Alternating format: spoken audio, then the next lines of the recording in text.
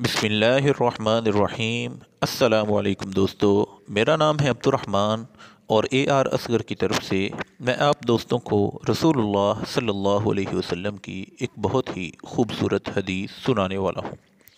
اولاد کی دعا بلندی درجات کا ذریعہ۔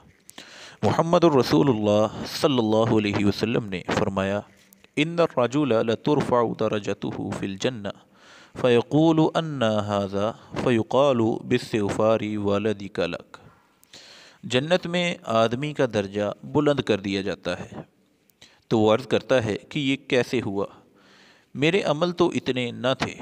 ارشاد ہوتا ہے کہ تمہاری اولاد کے تمہارے لیے دعائے مغفرت کرنے کی وجہ سے۔